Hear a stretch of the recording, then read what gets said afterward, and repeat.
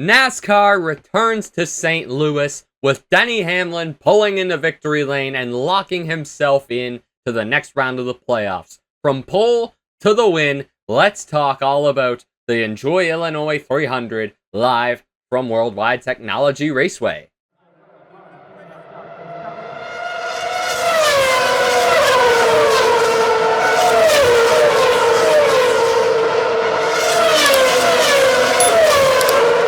What is going on, guys? Welcome back to a brand new post-race review here on the channel. This is unusual for me, not a NASCAR shirt. I wore my F1 shirt today, if you can see King Lewis Hamilton on the back there. Yeah, it was the Italian Grand Prix today. Ferrari weren't ideal. I mean, considering Ferrari at points, I mean, I'll take a 4th and a 6th. Those McLarens and Verstappen were absolutely rapid today. To my NFL fans, how did your team do today? Let me know in the comments down below. I'm currently watching the end of Red Zone as I record this. The Rams are currently up 14-9 in the 4th quarter on the Texans, and Matthew Stafford just got sacked. That's probably not going to help. I have the Rams defense and special teams, though, in my main fantasy league, so that should be, I mean, giving up 3 field goals. I also have Kyermi Fairbairn, who's chucked like 4 field goals at this point. Well, no, Houston only have 9 points, dummy. He can only have 3. Oh geez, let's get down to business. Let's talk NASCAR in St. Louis. That is why we're all here. This is why you clicked on this video. Let's talk about it. So, Denny Hamlin started on pole. Like I mentioned, he was partnered with his old rival and friend, Kyle Larson. Gave him a little bit of a bump immediately off the jump. I was kind of like, oh, here we go. But things might get spicy. Things did get spicy for Kyle Larson today, but early on, I gotta say, lap 3, it looked like Larson was going to be the car to beat. And I was sitting there thinking to myself going into this race, I was setting my fantasy lineups. I'm like, Hendrick had some decent times in practice. I'm like, Hendrick at Gateway? This track never goes well for him. I know Larson's ran decent on occasions here, but like, they're never good at St. Louis. Is this really going to happen? But sure enough, it did. Kyle Larson made a move around the outside of Denny Hamlin in lap 3. Took the lead, kind of took control of this race until Kyle Busch decided to spin out and bring out a caution on lap 28, I want to say. It was like midway through stage 2. Just completely lost the rear end. And guys, I think it's really time. I've seen this for long enough. As someone who's actually cheered for Kyle Busch for a vast majority of his career, like 17 out of 20 years out of his years in the Cup Series, Kyle, honestly, if you don't get out of Richard Childress Racing at the end of 2026, just hang it up, dude.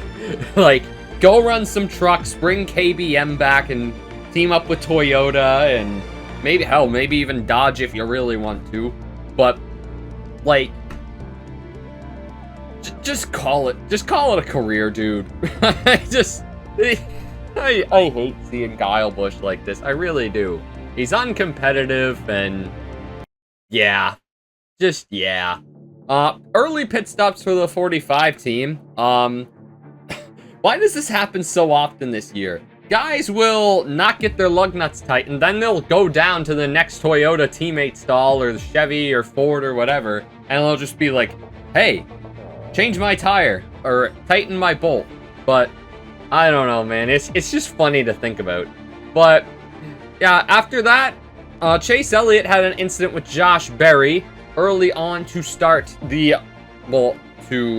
restart that race. I think it was like 4 or 5 laps into that run. The 9, honestly, Elliott should not have sent it that deep into the 21. This is a really unfortunate break for Josh Berry, man. I did have Josh Berry out in the first round, but I didn't expect it to go like this. I mean, maybe, yeah, he has the odd wreck or two, but man, the 21 just can't catch a break at the moment. He's pretty much going into Bristol in a must-win. Like, that is horrible luck for Josh Berry, man. That's horrible luck. Like, I just don't know what the 21 team can do at this rate, but yeah, Elliott sent it in to a gap he really shouldn't have stuck his nose in. The car kind of bottoms out underneath him, kind of wiggles a little bit, goes up and hits Josh Berry. The 21 goes around into the outside fence. His left front is completely off the car, and that is his race over and done with. No coming back out for the fastest lap this time around. The 19 of Briscoe did take stage 1, though, and yeah, you can see the 21. In fact, I'm just looking back at the replay now. Elliott just sent it in too deep. And speaking of sending it in too deep, here's an incident where the 19 of Briscoe locked it up in the middle with Christopher Bell on the bottom and Daniel Suarez on the outside. And unfortunately for Suarez, he caught a really bad break at a bad time because they were running in a decent track position at the time. I think that killed the toe link, which basically ended the 99's day. I mean, it's a racing deal. Briscoe obviously didn't mean to take out Daniel Suarez, but he locked up the brakes, couldn't get out of it, and it was just a really bad situation to be stuck in. That happens sometimes at Gateway. I mean, lockups happen in turn 1 especially.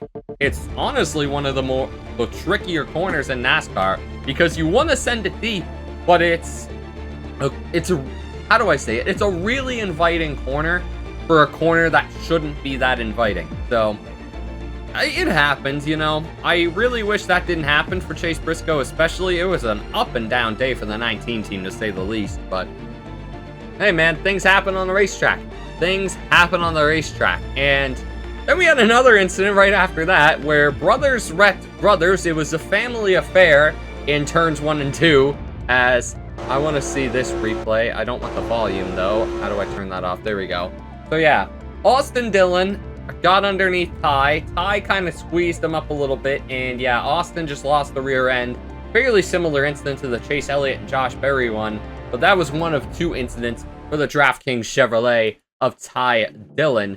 Hopefully soon to be Dodge, because Colleague just signed a deal with Ram, and I would love to see that. Yeah, Bubba Wallace just completely drove away with stage 2, man. Honestly, I think Bubba should have won this race today.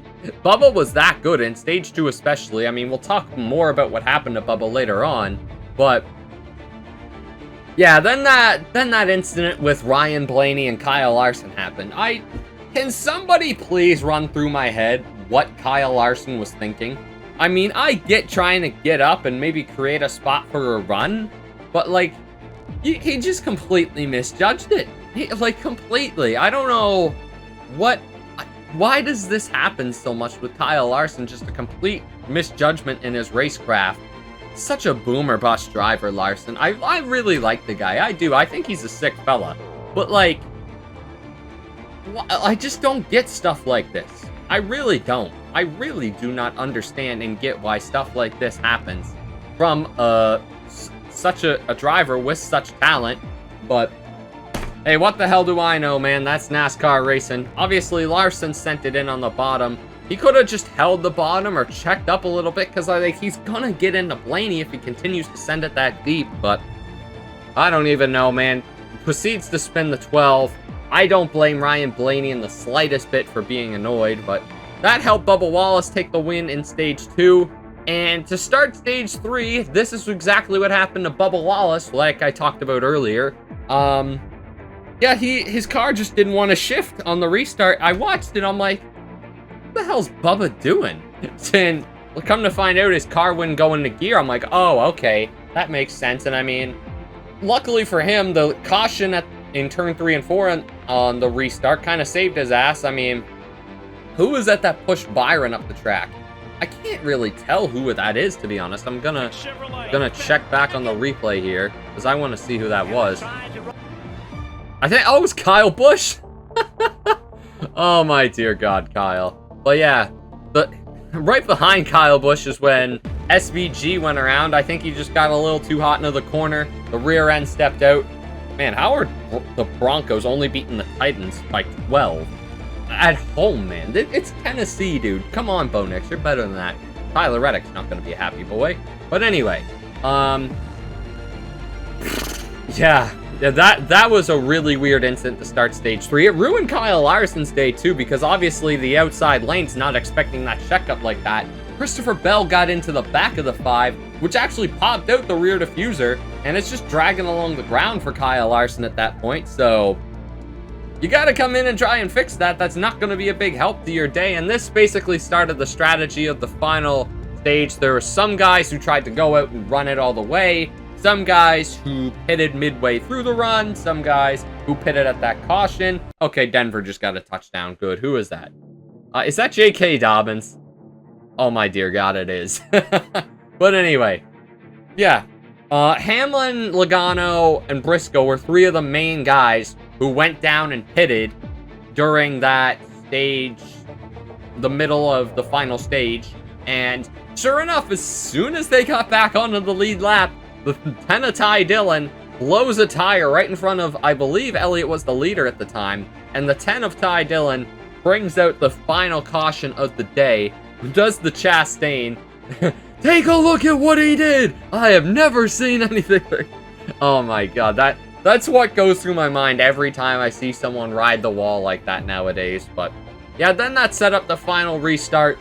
And yeah, Hamlin had, well, Keselowski had the lead. He was the one who didn't pit.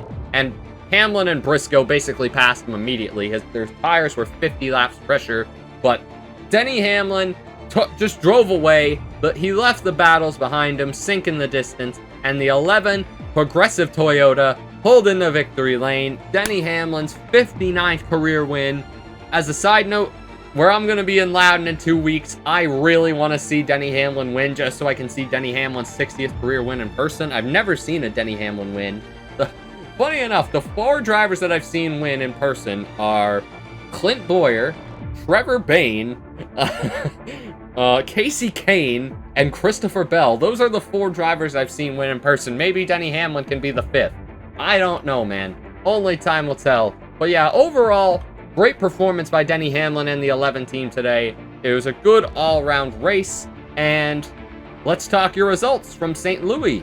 Well, obviously, as we know, Denny Hamlin got the job done winning today's race, even picking up the Xfinity fastest lap, a big 53 points for the 11 team. And yeah, more bonus points for him heading into the round of 12. Those never hurt to have. Chase Briscoe picked up a stage win, comes home in 2nd place after starting 3rd. Not a bad result for Chase Briscoe. Very up and down day. A lot of problems on pit road, especially on the left side of the car. But I think that just shows how good this team is, where they had like 4 or 5 different things go wrong on their car, and they still come back to finish 2nd. You're never out of it till you're fully out of it and behind the wall of the garage. So, shout out to Chase Briscoe, man. I think that 19 is a legitimate threat for a championship this year. Chase Elliott, good day for him. I mean, yeah, good clean day. He's never really had a good run here. Hendrick definitely brought some more heat today to Gateway than they have in previous years. So, it was a good result for Chase Elliott in the 9. Ryan Blaney with a P4. Yeah, Ryan Blaney was my pick to win today. I think he's well overdue for a Gateway win. Just could never really go past that 4th or 5th kind of barrier. He was a great top 5 car all day long, but it just never fully worked out for the 12 team today, especially after that spin. A 4th place finish is really good for Blaney. Joey Logano with a top 5. Great result for Team Penske. Great result for Logano. That really helps him out of the points. If he doesn't wreck at Bristol, he pretty well should be good. John Hunter Nemechek with a 6. Nothing wrong with that for the 42 team. Christopher Bell, P7. Honestly, I should give John Hunter Nemechek more of a shout out, man, because that was a really good, impressive run. Back-to-back good runs to start these playoffs. If Legacy may have snuck a win in the regular season, John Hunter Nemechek could very well be looking at around a 12 spot right now. Christopher Bell, P7. Another up and down day. But overall was a fairly clean day for the 20 team. It's just things just never seem to work out on a consistent basis the way the 20 team wanted. So good result for a P7. Bubba Wallace, I think without his gear problem, I think he wins the race. Just my personal verdict, but yeah, would have been nice to see Bubba get another win on the year. Would have been huge for him and his career. Chris Buescher with a P9. Around that top 10 mark the whole day. Just solid, consistent, got the job done we needed to. Ty Gibbs, P10. All Gibbs cars were in the top 10. That's a great result for them. William Byron and Kyle Larson finished just outside the top 10. Good points days for those guys. Ryan Preece with a P13. Never really talked about Ryan Preece at all during the whole day, so good job, Ryan Preece. Michael McDowell and Carson Hocevar round out the top 15. Good days for them. Tyler Reddick with a P16. Thought he'd be better than that after showing some practice, but that's life sometimes. Keselowski with a P17. Austin Dillon P18. Then it was Cindric, Stenhouse, Jones, Kyle Busch, AJ Allmendinger, Ross Chastain, Shane Van Gisbergen, Alex Bowman, Cole Custer, Justin Haley, Cody Ware, Noah Gragson, Riley Herbst, Todd Gilliland, Zane Smith. Zane Smith ended up 30. How did Zane Smith end up in 33rd? My man was in the top 10 all day, especially in the first 2 stages. Car must have went away on him. Maybe pit stop. He had his pit stop at the wrong time. I don't know. Ty Dillon, Daniel Suarez, and Josh Berry round out your results here in St. Louis. And yeah, I guess we have a look at the playoffs from this point. I think that's usually what we do at this point of the video. All right, so here is our playoff standings after St. Louis, heading into the final race of the round of 16 Saturday night in Bristol, Tennessee. So Denny Hamlin, Chase Briscoe, won Darlington and St. Louis. As we know, they are locked into the next round. Kyle Larson sits at plus 60, gets some stage points. Kyle Larson's more than fine. Bubba Wallace gets some stage points. You're more than fine. Basically, I'd say everybody from Christopher Bell up is going into the next round without a wreck. Chase Elliott, a little bit more to worry about, but I think if he gets some stage points, that'll be more than enough for him. Joey Logano, yes, stage points, don't wreck, you'll be fine. Chastain, I'm a little about, but pretty much same situation as Logano. Austin Cindric, I don't know about Cindric. Honestly, I do think this will be the round of 12, personally, because Austin Dillon is probably not going to win Bristol. Shane Van Gisbergen is definitely not winning Bristol, so SVG is out, in my opinion. Sorry, SVG, but there's no road courses in the first round for you, unfortunately. Maybe if the Roval was in the first round, I'd say you'd had a hope, but nah, I'm sorry, man. Apologies, SVG, apologies, man, but Alex Bowman and Josh Berry are pretty much must-wins. I think those are the 2 most likely guys to win at Bristol. I think Bowman had a really good run at Bristol last year, but 35 points below, man. Ugh. You're going to have to probably win both stages and get a second if you want a shot at beating Cindric, and that's if Cindric has a bad night. You're pretty much going to have to must-win that thing, and same with Josh Berry. That's, like, Josh Berry has to win. I mean, Bowman has a shot if maybe he wins, but, sorry, if maybe Bowman has a shot if he wins the stages and Cindric has a bad run of getting in on points if he finishes in the top 5, but it's not going to be an easy run for Alex Bowman. But those are the playoff standings, and let's talk your St. Louis driver of the day. Alright, you guys have seen me give this guy enough credit today, and I think he deserves the credit. I honestly believe he had this win taken away from him, led the most laps, had one of the best cars the entire day, worked his way to the front, got a great result when things did not look in his favor. I'm going to give driver of the day to Bubba Wallace. I think this is the first driver of the day I've given to Bubba Wallace. I'd love to look back at the end of the season and see who got the most driver of the day awards. That would honestly be a really fun, really good idea. I'm really compelled to see what happens in New Hampshire, who I give driver of the day to watching in person. That post-race review probably won't be out till like Tuesday morning though. So take of that what you will. But I would honestly say that this was Bubba Wallace's race to lose, and he said he was really worried about St. Louis heading into today, but I think he drove great. I really do think Bubba Wallace drove a phenomenal race today. Super smooth, super clean, and yeah, without that gear shift failure, I think Bubba Wallace is in victory lane today, but he's plus 50 on the cut line, his best situation by a mile in a playoff situation compared to his 2023 playoff run. So yeah, Bubba Wallace is my driver of the day, and let's put this race on the Skyler scale and go watch Bills vs. Ravens, because that is a must-watch game.